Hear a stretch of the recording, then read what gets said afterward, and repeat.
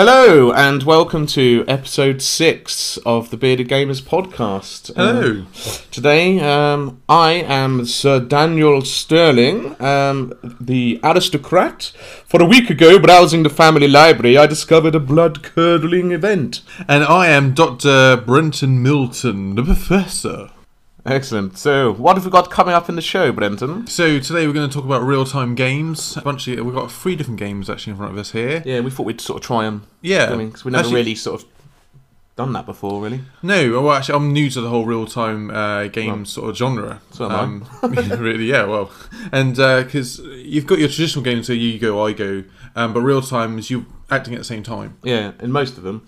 And then what else have we got? Then we got Haven't Played It in Ages. Haven't played it in ages, indeed.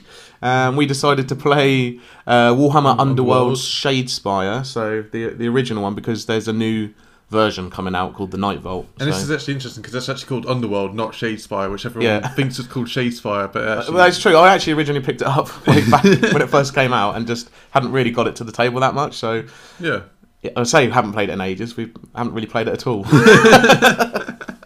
Anyway, so on to our first feature. Yeah. So what's that all about? Well, real-time games are games where you play them in real time, which I know sounds really silly because you think like all games are playing in real time. But these games, you essentially play them at the same time. So rather than your traditional games of you go, I go, real-time games are I'm rolling my dice at the same time you're rolling your dice. Yeah.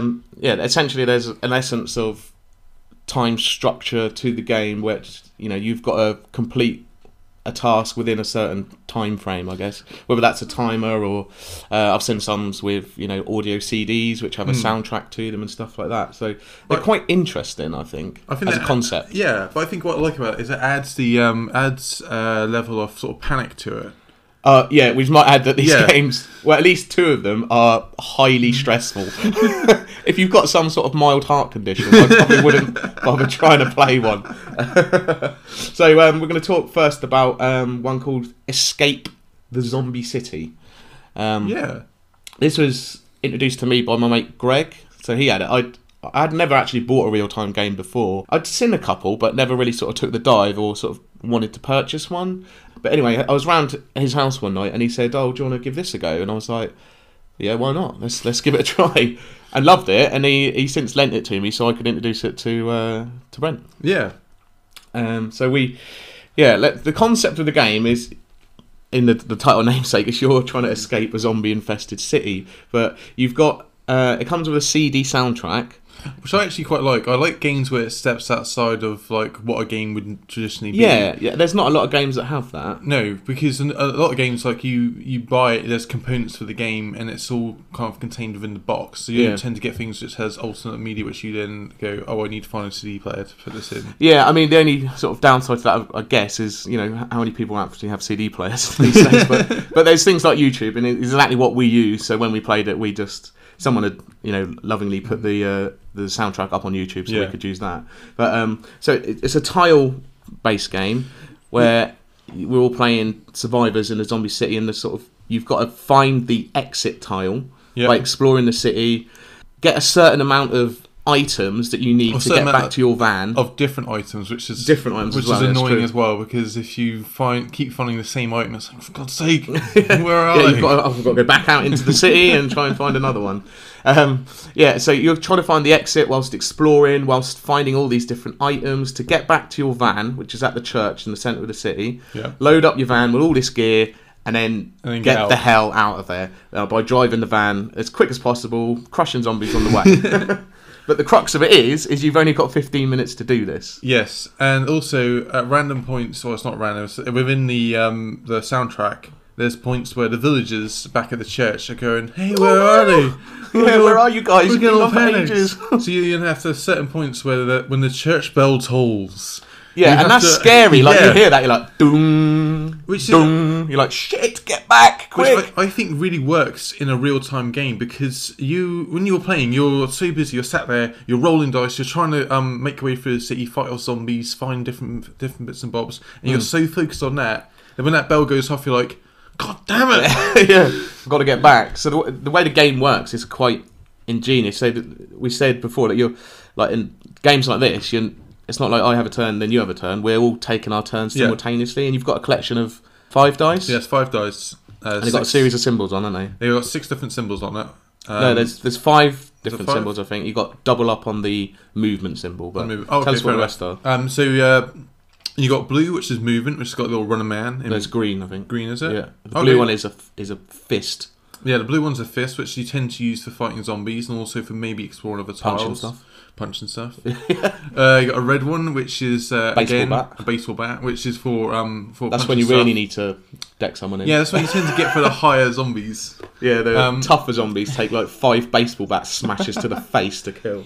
The black dice, which is like a panicked face, or like is it a zombie face or a panicked face? Well, it looks like a scared person. I think. This roll you do not want to get, because it's bad. This one, if you get it, you have to put that dice aside and you can't use it. You lose it, yeah. Unless you roll the yellowy, like a bravery, courage one. Which it kind of looks like an angel. When I first said that, it kind of looked like a little angel. Yeah, I think it's just like a face. I think in yellow. It's a face in yellow, but it's because it's like a yellowy face. It looks kind of like angelic in a way. Okay, but if you roll that one, you get 2 of your black dice back, which is really, really helpful. Also, if you are in the same space as someone, you can help them get their dice back. So essentially, you're frantically rolling dice, and in order to do actions in the game, you have to roll a combination of symbols. So to explore a new tile, it's 2 movement symbols, 2 green. So you can keep rolling your dice until you get what you want. Save symbols. Say I save 1 green one till I roll another green one, but you've got the chance of rolling that panic dice, in which case you lose it. Now you can get to a point where all of your dice become this panic dice, and you're sort of stuck there like some sort of idiot, like, oh, I don't know what to do, I'm too scared. In which case you can either wait for someone to come and get you, in which you're shouting to your teammates, we're still at this point busy rolling their dice trying to do shit as well, and you're like, please help me. Or you can draw another zombie card, and that's what you do every time you explore a place as well, which would add more zombies to the map. It can move the zombies. And also, when you explore a new tile, you put that tile, and there's an arrow on the tile, which then have to point towards the connecting tile you just came from. You just came from. And this arrow will dictate where zombies will move. Yeah. So throughout the game, when you explore as Dan just said, when you explore a new tile, you flip over a card, and it will have on it spawn new zombie and potentially move one of the. And it might have like a hospital, like a garage or something, which might have the items that you need as well. Which again, you have to roll that combination of dice for. So if you get the zombies move, it moves zombies of all of one colour, and there's green, yellow, and red, which are sort of easy, medium, and hard to defeat. So like when you get a red one, you really need the help of another survivor to help defeat it. Which can be tough sometimes when you're on the other side of the map trying to explore, trying to get to the exit. And you're like, shit, there's a red zombie right near the church. If they get to the church, you've got 3 chances or you fail. So the zombies overrun your villager buddies who are back at the church. Once that 3rd zombie gets there, then they are overrun. I don't know how many villagers are there. I don't know how weak they are. They seem pretty... At that point, like, as survivors out in the city, I'll be like, oh, okay, they're dead. Well, we're fine. Let's just fuck off. So it is stressful. It is. I think though, because we played it with Shab and Rachel. Yeah, we played it with our halves, and it's very much we teamed up, didn't we? It was a case of like, you 2 go this way, you 2 go this way. Because that works quite well. Yeah, because if you find a red zombie, you kind of need someone else there. Otherwise, you're kind of just sat there going like, well, I hope... You say that, but then Shab just wandered off, like, ooh, there's an item over here, I'll go and get it. So once you picked up the items, you just have to get back to the church. But there's certain times, like I said, when the bell goes, you need to get back there anyway. And I think there are increments of like 5 minutes. So you roughly know by the time the second one's gone, you've got about 5 minutes left for the rest of the game to find the exit, get back, get in the van, and get out.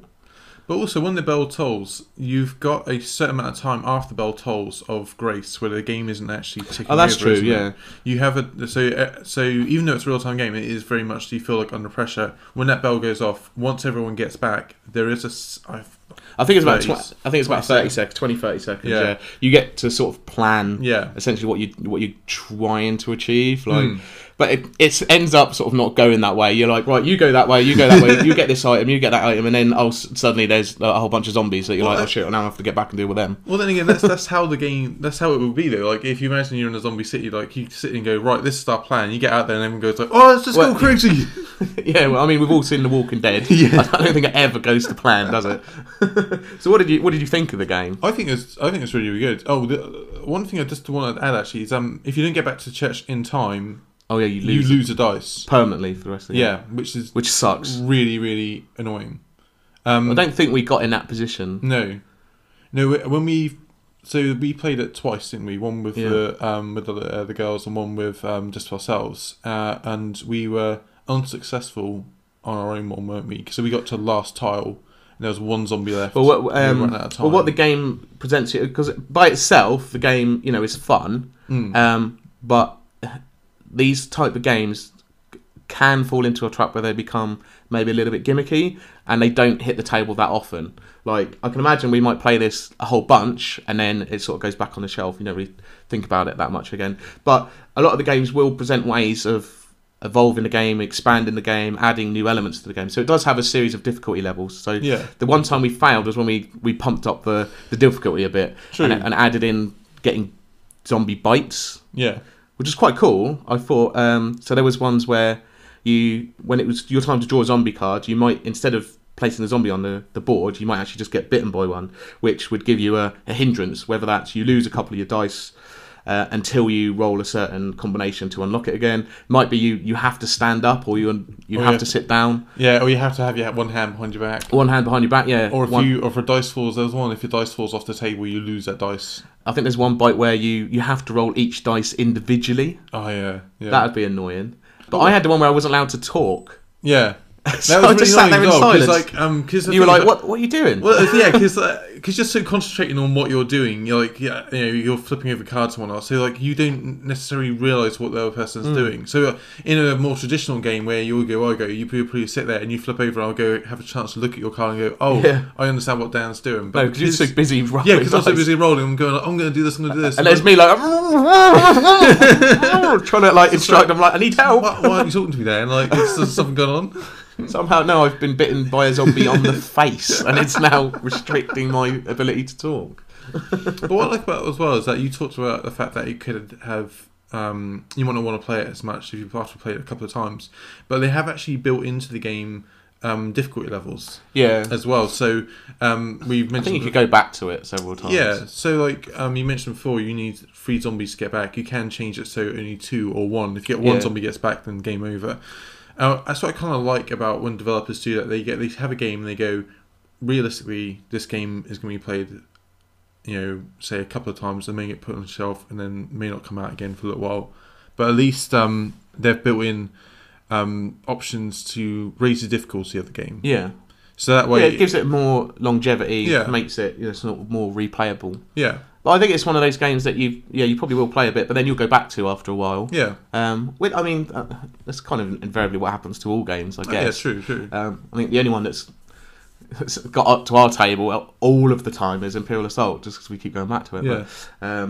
But again, that's probably only because it's had a billion expansions, different kinds of stuff like that. But I really like the way it works. I like the fact that it makes your heart go into your mouth a lot of the time, especially you're pressured for that last element of time. You know that you've got 30 seconds top, and the soundtrack does a good job of elevating the experience by creating an atmosphere of music and sort of suspense.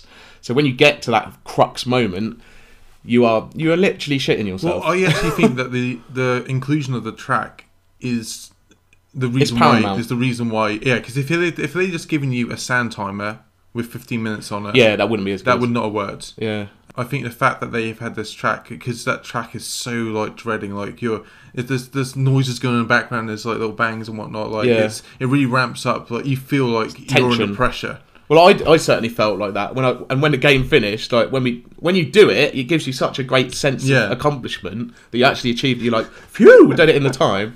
And I think we've only had. I don't think all the games that I've played, I've only done it once where I've finished it kind of comfortably. Most other games that I've had of it, either failed at the last minute or just done it at the last minute. There's also like so when you once you've got all the desired items for your van, everyone has to go back to the church and pile in the truck, and you have to move through the city. Yeah, and then you're collectively rolling. Yeah. You all have to still roll the symbol, but in order to move from one space to another, instead of one person rolling the symbols, you all have to roll it together. Which is really like you sat there and you roll your dice, and you may everyone else around you has already done it, and you'll realise you go, oh man, I'm the last one. Yeah. And you keep rolling those black dice, you're just like, God's sake. Yeah, that again adds another layer of tension to that last 5 minutes. Yeah, and you can feel everyone else looking at you going like, will you just roll and let's move on? And then you roll all that black and you're like, for fuck's sake, now I've got to re-roll my dice to try and get you back. But it kind of represents that you all sort of imagine you're all packed in a van, you've got all the stuff, you're fighting off zombies around you. You know, you're like, we need to get out of here. Yeah. We've got the supplies we need, let's just get the hell out of Dodge. Or even the fact that like you're driving along and there's someone in the back of the van like panicking, like going, oh my God, and you're just like, will you just calm down? Yeah. And in that way, you know, it's kind of weird that you can recreate that situation with just a few bits of card and a couple of dice. Yeah. I know it sounds silly, but no, I think they've done a very good job of demonstrating that that experience will kind of be like.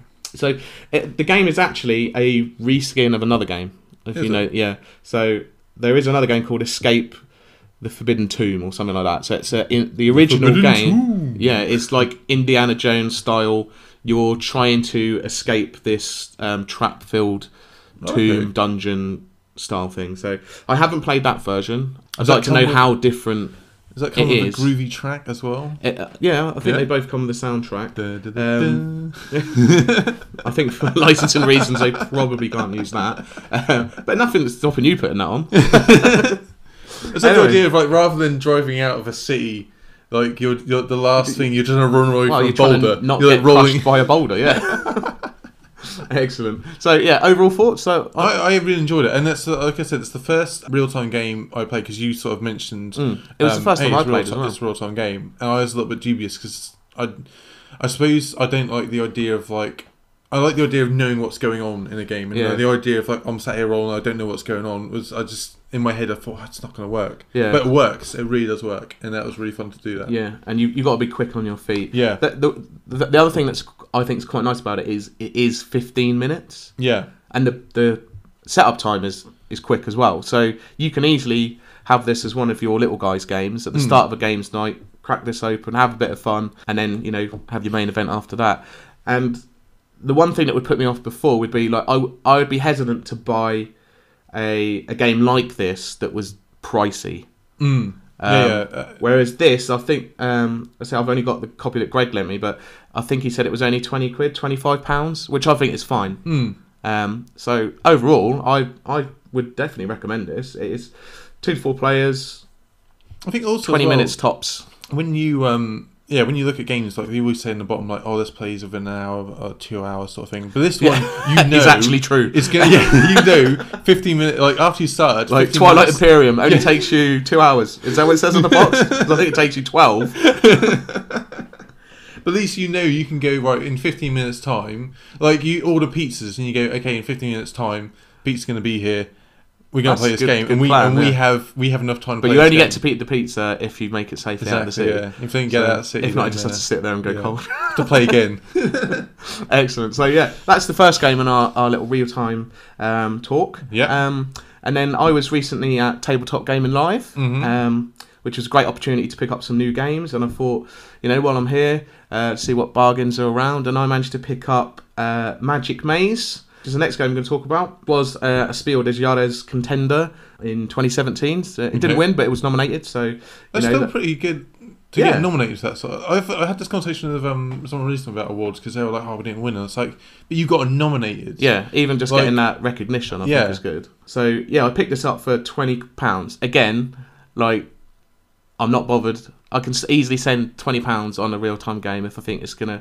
I'm quite happy for that to give me some enjoyment for a few weeks or, play it a few times. Well, if you think about it, like, I was looking at expansions for other games and it's like £15 just for an expansion that had like 100 odd cards in it. Like, and you might only play that game once or twice. Yeah.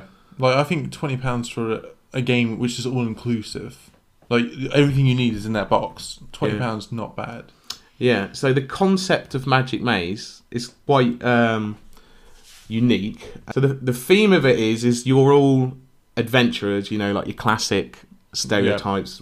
Your dwarf, your wizards, your rain. There's a barbarian and an elf, or whatever, the classics. But you've lost all your equipment, you've lost all your gear. You want to go adventuring, but you know you can't go adventuring without a sword or an axe. So what do? You sneak into a shopping mall and steal shit that you need. That's the theme of the game. I just love that because like the traditional those 4 characters, you know, traditionally it's like, hey, we'll start off in a pub. And we're going to go off on an adventure. Although they all meet in a pub and go, oh man, I ain't got our gear. What are we going to do? Yeah, they probably had a few drinks. Yeah, they're like the I bet it was the barbarian. He was like, let's steal shit. So they just go to the shopping mall and steal the crap they need. I love the idea of like being in this sort of medieval city, and it's like there's a pub and there's like people there go, oh, there's a mystical tomb, but there's a shopping centre's down the road, mate. You just go there. We can get all our little bits and bobs, you know. Yeah. We don't need the magic ring of invisibility. We need an iPod. Anyway, so what's unique about this game is that you don't have a character each. No. You are collectively all the characters. Yeah. So, again, it uses a tile placement system. Yep. So, similar to Zombie Escape the City. Except this time, this one doesn't have a soundtrack. It actually has a timer, like we said before, but there's good reason for that because you can't talk to each other. You have to do it in silence. Well, okay, the first time you play it, you can talk to each other. Well, it says that. It says that as a tip. You try playing it with talking to each other. Yeah, because it is when you play it without talking to each other, it is really hard. I mean, I would strongly suggest you use that tip and play your first game talking to each other. Yeah. So everyone's got an action card in front of them. So that is moving a character either sort of north, east, west or south, and then the ability to move characters through portals and up and down escalators. Yeah, so different levels you generally have 2 actions. There is one card I think you can only do 1 action on. Yeah, it depends how many players you've got. Yeah. But we played it, it's me, you, John, Greg and Lance. Yeah. At one of our Tuesday night get-togethers. And yeah, so a couple of us had just 1 action, and a couple of us had 2. Like, didn't you have the ability to use portals in the first game? Yeah, and move a direction. Essentially, everyone gets to move one direction, and there's certain cards that allow you to do. So you've got like a grid on the shopping mall, yeah, and then you've got pawns that represent each character. So I might be able to only move characters north. Yep. So, you know, I'm sitting there. You're all sort of collectively trying to work out where you need to go, which is to explore the tiles, find out the shops which have got each character's equipment, get that character to that shop, then escape the shopping mall through the exit. Yep. It sounds really easy when you say it like that. It is easy when you say it like that. I just got to go around a shopping mall. I mean, how hard is that?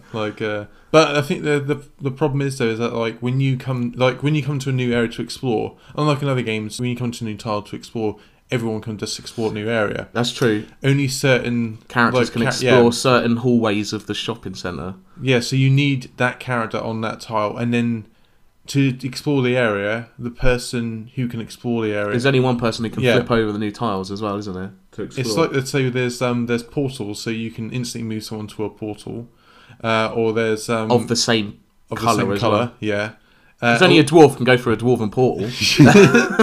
Duh. This is dwarf magic. None of your wizard shit. But also escalators as well. There's a number of escalators throughout the map, and only the person who has the action to activate an escalator can go up the escalator. I don't know if they have escalator keys or something. I don't know. But they have the switch. With the switch, yeah. Just press. But that doesn't make any sense. You can just walk up it. Oh no, the escalator's not working. I can't possibly walk up these stairs. Where's the lift? If only I knew. But yeah, it's good fun. The other thing I should point out is that you've got the timer as well. So you've only got 3. I think that it's 3 minutes, the timer. So you've got 3 minutes to essentially do all this stuff, which is impossible. There are, however, spaces in the shopping mall which grant you extra time. And it's very important you land on them at the right time. Because it doesn't give you extra time. It basically allows you to flip the sand timer. Yeah. So if you in the panic of the game, you can be looking at that sand timer thinking, oh, I've got to get to that sand timer. And you might get there way too early. And then you've used that sand timer and then you grant yourself an extra, I don't know, 2 minutes or a minute and a half. Or, but if you flip it just as it's about to run out, obviously you're going to get yourself more time. But then you have to stand by that character isn't moving. Yeah. And I hope that... Because also as well, like you in your head, if you're playing this without talking, in your head you might be thinking, okay, I can move north. I am north of this... Like that timer is north of my position. I will sit here until that timer gets in the right position. But then someone else will move the pawn away. Moving forward. It's like, oh, great, that's... I'll do something else. Unless you're playing your first game, you go, what are you doing? Yeah. But normally the game is played in silence, so you can't be like, the fuck are you doing? Yeah. I'm waiting for the time.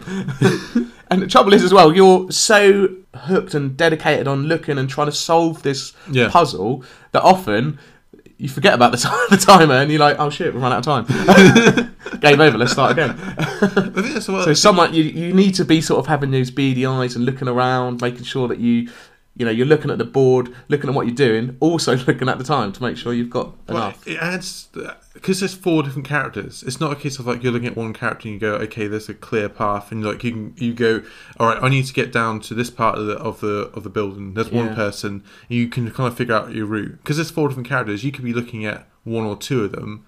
But then someone else is looking at 1 or 2. Yeah, and they're probably going like, "What are you doing? Why aren't you helping me out here? Like, clearly need to move north now, or we need you to move this way." So I think even when we were talking the first time we did it, we ran out of time. Yeah. So then we thought, we'll try it again, still talking, and we managed to do it. Yeah. And then it does, like Escape the Zombie City, it does ramp up the difficulty a little bit by adding extra sort of bits in there. So the next level was to not talk. So essentially the standard game again, but not talking. I think the one after that, rather than everybody going to the same exit, you all have to get to different exits.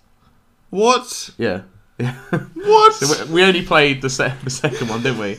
And I think what we found like our sort of solution was we kind of concentrated on one thing at a time, or at least tried to.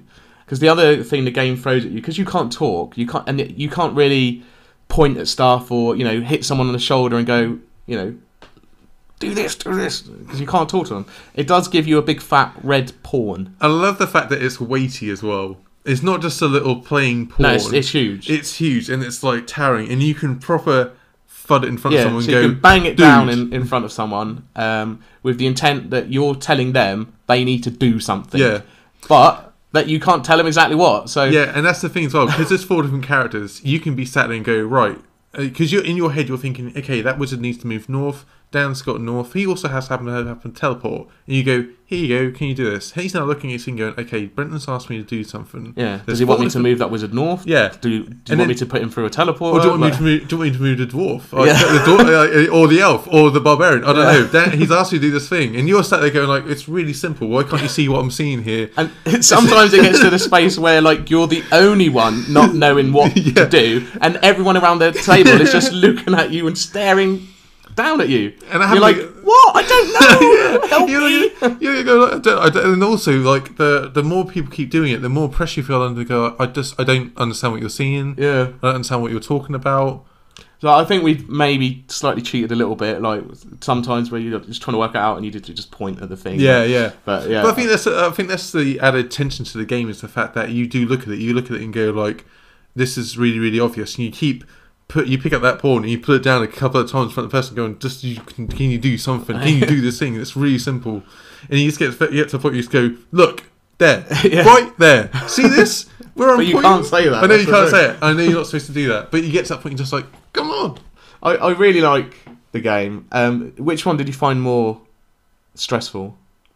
This one or Escape the Zombie City? Because we talked about how the way the soundtrack added like atmosphere and tension. This one is in silence. I think that's the thing though. I think they add different styles of tension. Because the Escape Zombie one, I felt more time pressure. Yeah. For that one, only because of the way the track was, the sort of clever way. Up its the clever way they use like music and sound in that one, I thought makes it more dramatic that way. Whereas this one has that dread of silence, that the fact that you know that someone else can't do something because they're waiting for you to see the very simple thing in front of your face. You can also as well as like you think about it, it shouldn't be that dramatic if you think about it, because you've only got one action. So like if someone puts something in front of you, all you have to do is look at your card and go, well, I can move south. What? Look at the. I'll move all the characters south. Problem solved. Yeah. Do you know what I mean? Like it's just, you look at. But no, that just messes up someone else's plan. I know, but you look at it, it shouldn't be like in your head. But because of that sound timer, this is where that sound timer really comes into play as well. Is because of that time pressure as well. You feel that pressure to like, I've got to make a decision real quickly. Yeah. You can't think about it. Yeah, I did enjoy it. I'm actually really looking forward to playing it again, playing it more. Yeah, I think they're different style. Like, even though they're both real-time games, I think they have that different style to it where you could play one of them then the other one and not feel like you're playing a similar sort of game as such. No, I think they are very different. Yeah, no, you're right there. So yeah, Magic Maze. I'm looking forward to playing it again. Maybe the same group of guys as well. Sort of playing through all of the different scenarios. There is an expansion for it as well, which adds a whole bunch of other stuff, which apparently is very, very good. Didn't you say there's like security guards? Yeah, like there's like trip lasers and like monsters going around the place. I don't know if it overcomplicates it, but I might pick that up at another time once we've played through the sort of main scenarios. I kind of feel like the game as it stands is kind of like challenging. Maybe I need to play it more. But I think it's good again because it's one of those ones where it is 10-15 minutes tops as well. So yes, you are getting highly stressed. your heart is in your mouth for the entire time, but it's got that real good sense of accomplishment once you achieve it. Like that, I remember that game that we had that second time where we'd ramped it up. We were silent. We were trying to do it as best we could. We only just did it within a second of the time we're running out. And suddenly, and we were all, at this point, we're all like standing up, huddled around the board, right, in sort of professor, doctor mode, like, right, this is like brain surgery, we're going to do this. And then as soon as we'd finished it, we all sat down and were like, whoo! Like a collective, whoo, come on, high five, man. Yeah. We were awesome. So yeah, I did really enjoy it. So the idea of running around a mall and then they're going like, right, so let's go and slay that troll that they actually contracted us to go and do? Yeah. Yeah, aren't we supposed to be, rescuing a princess or something? You could play that as like a prelude to like Warhammer Quest. Yeah, that's true. How much weapons can you steal? That's the equipment you've got for your adventure. Yeah, because if you're unsuccessful, then you don't get some of the items that you would normally have in Warhammer Quest. Yeah, that's true. Awesome. Right, so you may be asking yourselves, why were we doing silly English London accents at the start of the game? Why were we at the start of the podcast? Some weird names. Because I was Sir Daniel Sterling. And I was Dr. Brenton Milton. That's because the last game that we're going to talk about is called London Dread. Dread. Yeah, and dreadful indeed it is. It's they describe it as a cooperative game of Victorian horror. It's quite a nice one to play this close to Halloween. Yeah. I really like this game because it's we played it for the first time together, didn't we? You got it and we unboxed so we tried because I bought it recently. It was one of those games that I'd seen ages ago at like one of the either it was the UK Games Expo or Salute or whatever, and I thought, that actually looks quite interesting, but it was quite pricey. And then fortunately, one of the websites that I sort of get games from actually had a sale, and it was in the sale for £20. Whoa, so I was like, and it was like originally like 65, 70 or something like that. Yeah. I was like, that's a bit of a steal. I'd always wanted to play it, so I bought it. You was over, so we thought let's give it a try. Yeah. So it's a little bit different to the other two games that we talked about. Yeah, it still has a real time element. Yeah, I think if that's the thing. The other two games we've just talked about today, quite similar. Yeah, quite similar. Also, they are purely real time. Whereas this one has an element, has a part of the game is real time. The rest of it is sort of is playing out the actions that you decided in your real time part. That's right. So it's got a really cool thematic setting. I really like. It's like Victorian horror. It's kind of murder mystery, sort of Jack the Ripper. It is a murder mystery. Well, yeah, sort of. Yeah, it is. But it has a story element to it as well. And we've talked in the past about how we really like games that add a story element to it. Yeah, because if you have a story element to your game, it has more of a replayability to it. So, like when you play Magic Maze, like we all that stuff we talked about, like, oh, it'd be really cool to see what, all that stuff we added. Yeah, we kind of created the story ourselves, didn't we? Just through the actions that we made. Whereas London Dread has a story which built into it, which you then have to explore yourself. It's kind of it's interesting to explore someone else's story in that regard. Yeah, and it's got good writing as well, which I quite like. And it does come with an app which has the music, and it also has like the actual story told, in. They've got some, proper English tools to say the story like this. Yeah, but it sets the scene, some Victorian guy, which again gives it that atmosphere. But yeah, it's a murder mystery, Jack the Ripper kind of time. You're all different types of characters. So yeah, you were the professor, Dr. Howard Milton, and I was Basil Sterling, the aristocrat. Yep. And we thought we would play it through once just ourselves, and then you thought it'd be cool to introduce it to your other half because she really likes murder mysteries and stuff. Any murder mystery, any chance to murder anyone in the game, I think is Rachel's stick. Well, she likes killing people in games. Well, for instance, to give an example, we played Pandemic recently. I said, "So Rachel, this is Pandemic, and we're going to go around the world and try and cure disease." And she goes, "Can I cure diseases?" And she said, "Can I be the disease?" I go, No, not in this game. I mean, there is another game where you get to be the disease to go and wipe people out. I want to be the disease and I want to infect and kill people. That's like, you want to marry this girl? Anyway, so it's a lot more chunky than the other two games. It's got a lot more components, a lot more bits to it. It's a lot more involving. Yeah. It's not as time compact as the other two. So we said they're like 10, 15 minutes top. This will be like a feature. This is the game you're going to be playing on a night rather than... Which is essentially what we did. I mean, we did Escape the Zombie City first with them, and then we played this. Yeah. And I think the girls enjoyed it as well. Mm-hmm. In fact, I think the idea is to play out the campaign because there's an ongoing campaign with the game. Yeah, so we unravelled, a certain part of the story. Yeah, and we want to know more, which is what a good game should do. Is make you want to play it more. Yeah, exactly. So we enjoyed the mechanics, and we also enjoyed the story. So we wanted to find out what the hell's going on and try and unravel this mystery. I think that's the thing as well. Like you said, there's two key elements to a good game. There's either good mechanics or good story. And I think this one has both of them: good mechanics and good story. Because like Escape Zombie City, the reason why you go back to that isn't for the story, because there is no story. You go back to it for the fun mechanics of it. Yeah. Whereas this one, great mechanics and real fun stories. Yeah. So let's talk a bit more about how the game actually works. So it's got quite an extensive setup because it's got that story element to it. It's got lots of cards with lots of bits of fluff and story on that are key to you unraveling it, and for it all to sort of mesh and work together. Yeah. You need to set up the cards in a certain way. But once you've got it all set up, it looks beautiful. You got the main board is a big map of London. Yep.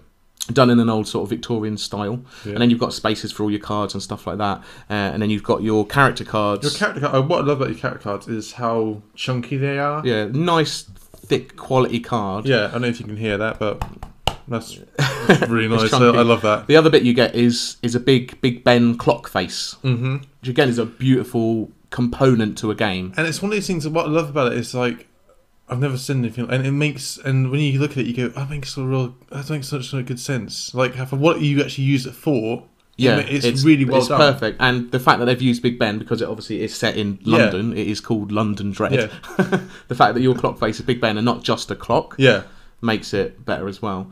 So the first part of the game is you've got your clock, you've set up the board, you've got all these cards in, which are story elements and different encounters and different events throughout London. And you're given the first part of the story. In this case, we were all received an anonymous letter from some doctor who lived somewhere in the city. And we were told to investigate his living quarters, wherever he was. And that was the sort of crux of it. We all had our own reasons to want to try and stop London becoming like this dreadful place. Yeah.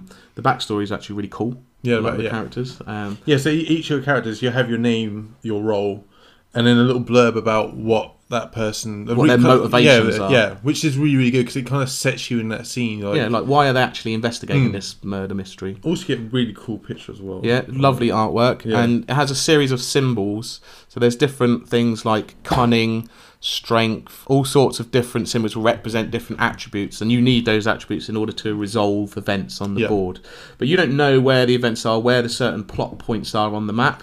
So the first part of the game is the real-time element, isn't it? Yeah, well, so there's 5 plot points, and there's 4 areas of London. You've got north, south, east, and west. And you know each region has 1 plot point. Well, at least one. At least one, and then one of them has 2 in them. Yeah. So the first real-time element of the game is you set the timer, and you flip over cards. So anyone can flip over any card. I think it's a 12-minute timer, but the timer's quite cool as well, is because it's actually done in the app. So it gives you like the atmospheres, like atmospheric sounds of London. So you've got like, you know, horses and carts going by and Ben going off in the background and stuff like that. So you've got to turn over these cards essentially. Yeah, and what you're looking for is plot points. Yeah, because that will advance your story. Advance the story. But as you're going around, there's other crimes, essentially, isn't there? Yeah, there's other things that are dreadful in the city. So you can leave the cards face down, in which case, at the end of the game, they'll add a certain level of dread to the city. And if dread goes up to a certain amount, you lose. But when you turn the cards over, they could have less or more dread. So it's not always beneficial for you to unravel or unturn over all of the cards, but you need to turn over enough to find all of the plot cards. So the level, so like Dan said, like the level of dread on the cards, and once you turned over, will be either higher or lower than what it initially would be. But if you resolve that case, then it's no dread whatsoever. Yeah. But obviously you got to go around and solve all these cases. Yeah. as well, So you've at this point the 12-minute timer is still going down. You've unravelled all the cards. You've then got the rest of that time to plan in what your character is going to do, and this is where your clock face comes into it. Yes. So you have, what's it, 12 tiles, isn't it? And these represent 2-hour increments of the day. And you always start off at 6 a.m. Basically what you do is you put down a number, so from 1 to 6, for the different actions within the... Because you start off in the west. You start in the west. Yeah. So you're in the west region. So on your turn, you can either go to one of the 6 points in the west region, or in that 2-hour block, you could travel to another region. Yeah. In which case you put like a little arrow at that time. So you've only got 12 actions, which could be either investigate a point on the map or travel to a new point on the map. So you've got to plan out your route. You want to hit all the plot points. And what's also interesting as well is that each plot point happens for a certain period of time over a day. So you've got dawn, like daytime, and then nighttime. And you have to make sure that you hit that plot point at that time of day. Yeah, so the first thing was we had to investigate this guy's house that told us to go there. That had to be done within the morning before 12 o'clock noon. Yeah. So we knew that one of the characters, at least one of us, and you want to play to your strengths of your character to investigate that certain thing. And on the card, it will show you what symbols you need to investigate that the best. Yeah. So within that, that time limit you've got left, you've got to go, right, I'm really good. I'd be good at investigating the well, it turned out to be a body. Yeah. He wasn't alive, folks. Sorry, spoiler alert. At this guy's house. Yeah. So you'd send, I'll go to that point at 8 o'clock. That'd be the worst mystery game ever. If you go, oh, there's a mystery going on. You've received a mysterious letter. Go to this place. And you got there before the killer did. Oh, he's alive. You got there. He goes, yeah, I'm fine. I don't know what the problem was. End of the adventure. Mystery solved. Let's go home. But that wasn't the case. No. He was dead. Blood everywhere. So then you have to... so you got other points that you can then hit within a day. But also you got to think about what your other teammates doing as well. Because you don't want to visit the same space they are on. All under the same time, you're under pressure because you've only got 12 minutes to make plan decisions. This, yeah. And once that's run out, your actions are set in stone. Yeah. So it becomes a puzzle of somewhat, because you also sometimes want to make sure 2 or 3 people go to the same place, so you've got more chance of succeeding that plot point or resolving that crime, or stopping those ruffians from. And you've only got 12 tiles, and they're numbered from 1 to 6. Obviously, there's only 6 regions in each one, and you've only got 2 of each number. Yeah, exactly. So you have to use a tile. So if you use the tile to move, you have to use one of your number tiles. On the reverse side of that number tile is the direction. You have to put that direction, point whichever direction you want to go in. So that would, if you use a free say, it means you can't search for 2 free locations. Yeah, because you've used one of your number 3s to move. Yeah, which then means that you have to think, right, is it later on, do I need what number do I not need to sacrifice in order to move? Which then can create situations where you may have to visit the same space as someone else. Well, sometimes you can't get to everywhere at the same time. Which is why you kind of need to work as a team, which is where you have to conversation. It's very quick discussions of like, well, I need to go here. You go there. Yeah. We go there. We can both get there at this time. Can you do that? I'm going to be at this place at midnight. You guys better be at your place as well. Like also like, which I guess is somewhat reminiscent of what it would have been like. It's not like back then they had mobile phones, GPS, and fucking Google Maps, did they? So they couldn't then be like, well, I'm here at this point. It's literally like, I suppose you'd have to meet up at the start of the day. Go right, you go here, you go there. Yeah, we'll do that, and then the day resolves itself. Yeah, they can't exactly ring each other up and go, where are you? I'm stuck on the tube. I think sometimes we don't realise how easy we've got it now. We get lost in London now. I know, You're not lost for long, are you? It's really weird, isn't it? Because like you plan out your day, and nowadays you're so reliant on that phone and going like, well, I'm just going to phone you up and just ask where you are right now, and we'll I've got off at the wrong tube stop. Well, just ask Google Maps. Yeah. But they didn't have that luxury back in Victorian London, when people were just murdering each other left, right, and centre as well. So that's the first part of the game. So hopefully, that after that time has run out, you've all kind of got a plan, a rough sort of idea of where you're going, what crimes you're going to try and solve, and what plot points you're going to try and resolve to further the story as well. So not quite as stressful as the other two games, but still a lot of fun. I don't know. I think there is a level of because also as well. There's a very much when you're flipping the cards, like there's a certain you want to be quick about it because that gives you more time to plan out what you're doing. But also there's a certain element of like you don't want to flip over too many. Yeah, and sometimes you can feel like, and also you feel a bit like, God damn it! Like when you're trying to find that plot point, and there's only 6 cards, and you flip over the plot point on the last one, you're like, great. Now I think we did it, didn't we? Turn over every single card. I think pretty much. Oh yeah, and that one we played with Shab and Rach, it was pretty much everything was up. It does happen, unfortunately. Like, God damn it! So once that bit's over, you then actually resolve the action. So you go through each time of the day from 6 a.m. all the way to the 4 a.m. So who's going where and at what time, and then hopefully you've coordinated well enough that you can resolve those crimes or resolve the events and further the plot. It's also important as well that it may be the fact that you don't have characters that are. It's not all characters are going to be good at one particular thing. It might be you need to combo up with someone else. You might have certain skills. We did that quite a lot. I think you and Rach went one way. We're going to resolve these things, and then me and Shab went the other way. Yeah. And that worked quite well to work as sort of pairs. But you then have to coordinate. We have to be at that space at the same time. Yeah. Which adds another, because then you then go, okay, so Rach is at this spot at this time. Okay, we have to rearrange everything else, which then adds that whole thing of when someone's already been to a place and solved the crime, and you then turn up later on going you turned up there a bit too late. I'm here to solve a crime. Oh, there's nothing going on. Oh, we got this.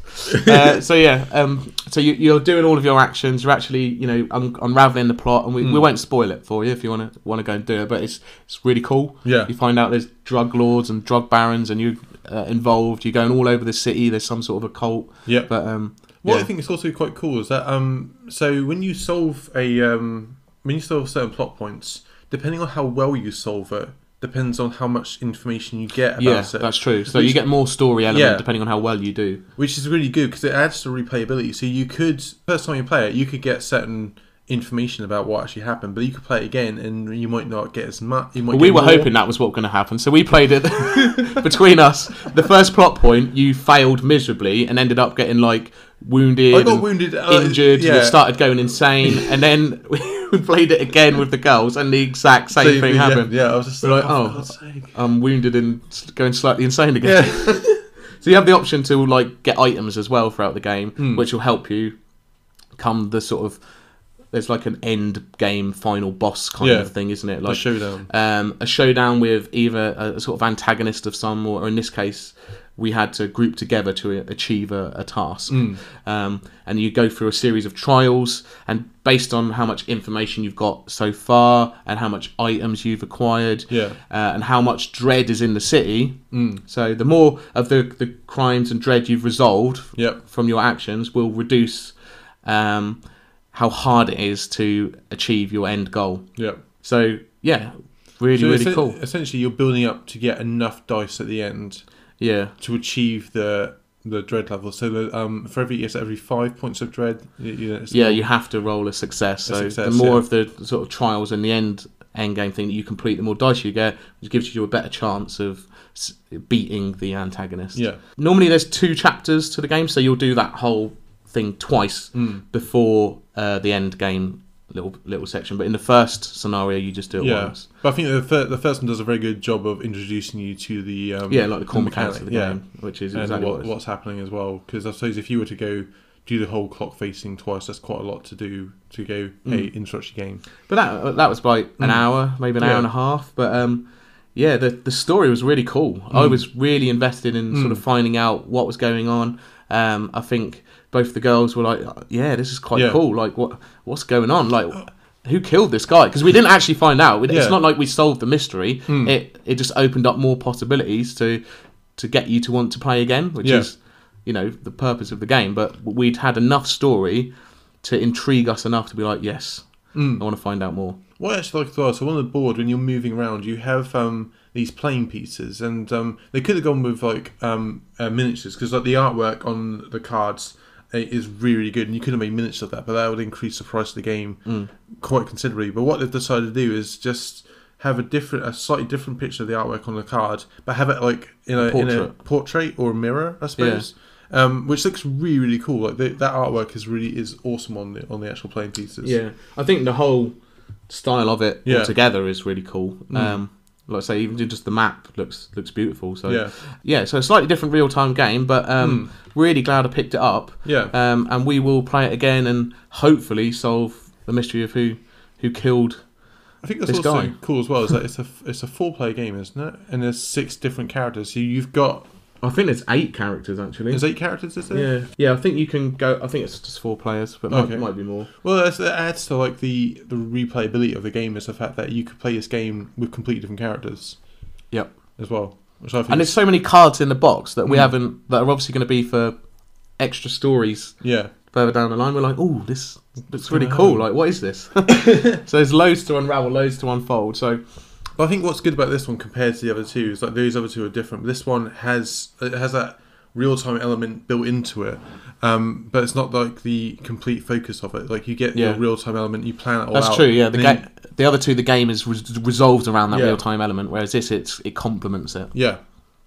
Excellent. So that's our thoughts on our first games that we've played with a real-time element. I'm sure we'll talk about this game again in the future, because as we play the campaign, we'll probably come back and I'd like to come back to it. No, we're not going to talk about any spoilers. Don't worry about that. We don't want. We're not going to talk about that. No. If you're really that bothered, just let us know. But but we'll talk about how we're going on, how we progress, how our thoughts have changed over the time. But I'm very much looking forward to playing this campaign out.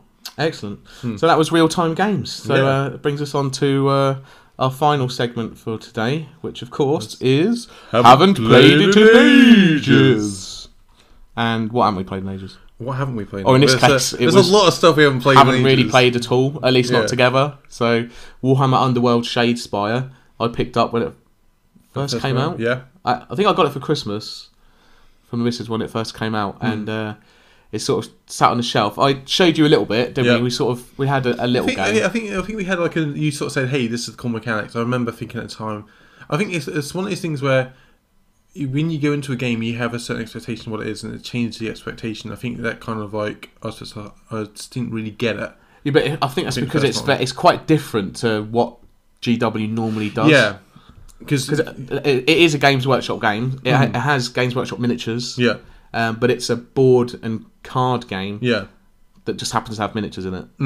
It was one of those games where I had to play it a couple of times to sort of go, okay, I understand it. I get what's But we didn't really give it its due credit, really. Yeah. We didn't actually sit down and play it more or really get into the game at all. I played a couple more games with the gaming group that I go to at my friend's shop, Wildstorm Games, with a couple of guys there, because they were heavily into it. They'd collected all the stuff, so I could try out some of the other warbands. But essentially, it is warbands duking it out in what's called the Mirrored City.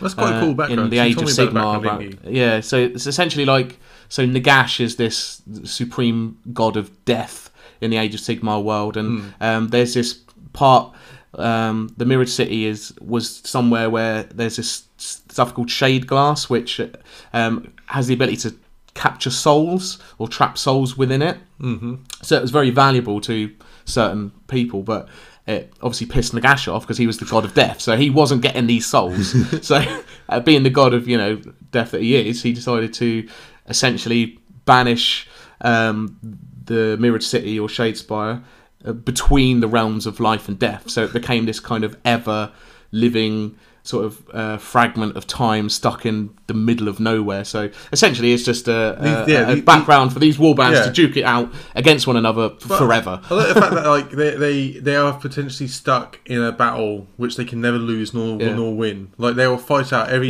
single day. There's loads of different factions, obviously based on the Age of Sigmar armies, who all have their own reasons for venturing into the Mirrored City or Shadespire, whatever it's called. But it could be they're after treasure, they're after the Shade Glass, they're just trying to banish demons, all sorts. Any one of those. But so we thought, seeing as Night Vault is the second season of Warhammer Underworlds coming out soon, we thought we might as well play it again and actually sort of go back to the first one. And I thought I might as well actually paint the models. There's only the warbands. There's only like 8 or so models actually in the game, so it's not like you get like armies to paint. That's between the two sides as well. So there's 8 miniatures. That includes both sides. So there's 3 Stormcasts. Yep. And 5. They're called Garrux Reavers. They're like Chaos or Barbarians, that kind of thing. Bloodthirsty worshippers of Khorne, who like fluffy kittens and ribbons. Sorry, death, skulls, and blood. Yeah, but there's always going to be one of them that's got a little unicorn attached to his butt. No, I was tempted to paint like a little Hello Kitty tattoo on the back of one of them or something. He has got his feminine side. Yeah. He likes blood and guts and Hello Kitty. So the game itself. So we're not going to get into the nitty-gritty of how the game works, because Night Vault's coming out. We thought we'd do a more in-depth review of that at some point in the future. So we just thought we'd get it out, have a crack, have a little bit of a play around, and sort of reintroduce ourselves to the game before Night Vault comes along. Mm-hmm. Yeah? So the game's sort of played over 3 rounds, and in each round you get 4 actions to implement. And I was the Stormcasts. They've got 3 figures, so obviously you can do 2 actions with one of them, or you can do all 4 actions with just the one chap. Yeah, you can. You can do, which is quite good. Quite cool.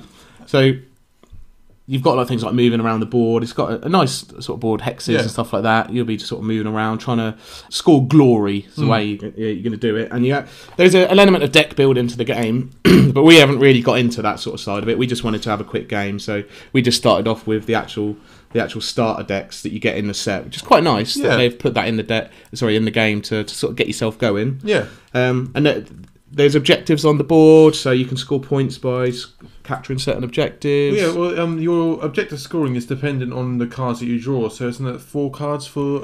You have 3 objective cards and 5 other cards, which represent ploys and upgrades and sneaky shenanigans that you can do. So each faction has sort of cards unique to them, and there's some sort of generic cards thrown in as well. Yeah, so there's a lot of customization in it, but we just wanted to have a quick game, didn't we? Yeah, definitely. So you played as Steelheart's champions. Yep. Which are the Stormcast. So 3 guys, like you said, but they've got hench. Yeah, they are hench, massive sort of knights in shining armour. They've got a lot of health. 4 health, good defense, that kind of thing, and can hit quite hard as well. But I think that's the thing though. These are lower numbers, but very good at what they do. Whereas your high numbers, not quite. Well, the Garrux Reavers are just a bunch of like barbarians who are pretty much mostly semi-naked. A lot of them just wearing trousers, and a lot of them wearing like spiked neck collars. How many of these Stormcasts are like, go for the neck, go for the neck? They don't care. They're just gonna kill you in any way that they want. Sorry, I hit him in the neck where he was heavily armoured. Yeah. Oh shit, he's got a spiked. How are we gonna kill him? Completely missed his chest area. They're completely naked from like the neck down, pretty much. Maybe that's what they're going for, is the fact that like they're scare crazy. Tactics. They're crazy. What the hell trying are they to doing? Look like dodgy like sex slaves or something. We'll scare the Stormcast away, sir. No, they're just out for blood. They don't give a shit. But they've got like weak defense, a lot less health. But they do have some guys who can hit quite hard. There's a guy called Blooded Sayak who has a fucking huge axe, and he can do like 3 damage in like one swing, which is quite impressive actually. That's seeing as the Stormguard's only got 4 health each. Yeah, it's only like 2 swings you're out, which is kind of scary. Yeah, well I sent him like flying forward first. Yeah, you can do a move action, which just allows you to move a few hexes depending on your speed, or you can do a charge, which means they can move and attack, but then they wouldn't be able to do anything else for the rest of that round. But if you move, you can't do anything else that round either. Like if you move, you could still attack as long as someone came within your range. Yeah. Which most of the time, well, for nearly all of the Reavers, it's 1. They're only melee based. There's one guy who can throw his axe, but it doesn't do a lot of damage, so it's not really going to finish the Stormcast. My guys are all sort of melee based, so I mean they're kind of like fall into the same sort of area there, really. Yeah. But your guys are like good at hunkering down on objectives and sitting there. So well, that's what I did in my game. There's so on you each get a board, and you get to place that board in however way you want them. But there's certain starting points on that board. Yeah. And on my one, I decided all right, I'm going to hunker down on my zone. You know, Dan's guys are kind of bloodthirsty. They'll probably come towards me. If I sit like in a little triangle and have Dan come towards me, I'll just butcher him as soon as he runs up to me. Yeah, I think it's got a mechanical support, like where if you roll support symbols on your dice, as long as you've got guys next to you, they count as successes as well. So I think you were kind of like hoping that would be the case. And I did run towards you, but I think a lot of the time, like I did stuff that you just didn't expect. No. You're like, what are they doing? Barbarians just running around circles. Like, the other cards that I like are like the ploy cards, which allow you to do like just cool shit, like rain blood on the enemy, sidestep, so you can really play around with the way that people move. Yeah, so like your basic actions are move, charge, and fight, but your combat card, your action cards allow you to do additional things on top of that. Yeah, but you can only play them at the end of each activation, and each person can play them. Each player can play them as well. But I like the fact that it's really quite short and sweet, the game. You can get a few games in a night quite easily. The other cards you got are upgrades, so you can add like special moves onto your characters and stuff like that. But you can only use them if you've actually got victory points in order to spend them. That's true, so you have to get those glory points to win. Yeah. Oh, sorry, glory points. And glory points are awarded for you for killing players or for completing certain objectives. Yeah. Which a lot of them you get at the end of each round. Yeah. So there's like... Although on my first game... an element of powering up between rounds. One of them was I get 5 if none of my guys have suffered any damage. I was drawn out on the first turn. I was like, God damn it. No, I think because you were like, I'm just going to stay back. Hope it doesn't come here and I'll go on guard and just protect myself. Well, I thought, I've got this card. And one of you guys was like, oh shit, there's an axe in my chest. Fuck, I'm just doing 3 damage. Throw that objective out the window. Yeah, that didn't work out. Not at all. But, so also your cards have like a basic side and also like an uber side as well. If inspired, that's what they call it. If they complete a certain task, and my guys just have to not suffer a wound. If they get hit, but they have to roll a shield. They have to block an attack basically, and they become inspired. Whereas my guys, they worship Khorne, who loves blood and death and skulls and more blood for the blood god, skulls for the skull throne. So when 3 fighters are dead, and that's any 3 fighters, so it could be. Any of my guys as well. And my own. Yeah. Once 3 people are dead, they become inspired. They're like, yes! More blood! It just makes them a bit harder. But I think a lot of them, they just get quicker, more movement. Some of them get extra damage and stuff like that. But for the basic game, it's quite good fun. The game we had was pretty good. But I'm looking forward to Night Vault and them doing some really cool new war bands, and there's some pretty cool war bands out already, isn't there? Because like for the Shadespire edition, there was like Troll Slayers, there was skeletons. They're called Fire Slayers now in the new Age of Sigmar, but essentially they're the ginger bearded Troll Slayer dudes. One of them's got like his weapon is a giant key. Oh right, yeah, it looks weird. You've got orcs as well, so 4 heavily armoured orcs, which is pretty cool. But for the next edition, there's Night Goblins coming out. Yeah, they look sweet. They've got squigs. There's also like demons. You've got more barbarian guys. There's like a massive troll as well. You've got ghosts and wizards and all sorts. And the cards are themed to those play styles, so there's a lot to look forward to. In Night Vault, I think. But But yeah, I had a good fun playing the game. I want to explore it more. What about you? Yeah, what warband would you want to do? So well, I did look at skeletons, but I'm kind of thinking, I don't know, I might go. I think they're called the sepulchral guard. Why did they not just call them the skeletons? These are the skeletons. They're another warband similar to barbarians, very numerous, but they can raise the dead. Oh, okay. So they can keep coming back. But I quite like the idea of night goblins because I still got that. I've got that green skin thing about me. I used to love orcs back in the day. I just love the idea of just like night goblins because you know that whatever they do is just going to be. Well, their warband has a night goblin shaman. Yeah.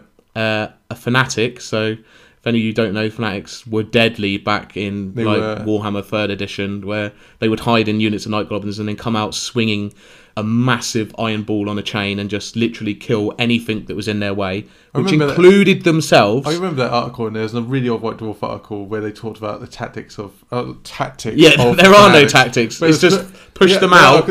Hopefully they go towards the enemy. They're mean, they're green, and they've got big balls. Nice. There's also a squig herder. Yeah. So squigs are like these ferocious kind of crittery, gremlin-y type things. They are the hard hitters of the Goblin army. They look, I love squigs. What I love about them, but again, random. But what I love about them is the fact that the goblins just sort of herd them into position and you kind of hope for the best. Exactly. That's all goblins are about. Is like hope for the best. Yeah. I think they have a bunch of archers as well. Yeah. Which is quite good because like the ones that we've played with are all combat based. Yeah, pretty much all combat based, and they've added element of archers and magic and stuff to the new edition. So should be quite good fun to play. Yeah, definitely. Yeah. So we'll come back to that another time. Mm-hmm. Yeah. Yeah. Excellent. So that was haven't played it in ages. Yep. And unfortunately, that brings us to the end of the show, Brent. It is the end of another show. Oh man. But where can people find us? So we've got a Facebook page, so you can go on to www.facebook.com/The Bearded Gamers Podcast. If you've liked what you've heard, then go on there, give us a review. If you liked it, 4 out of 5. If you loved it, 5 out of 5. Yeah. Yeah. Why not? Just 11 out of 10. Yeah. No, we have a good time doing this. So hopefully.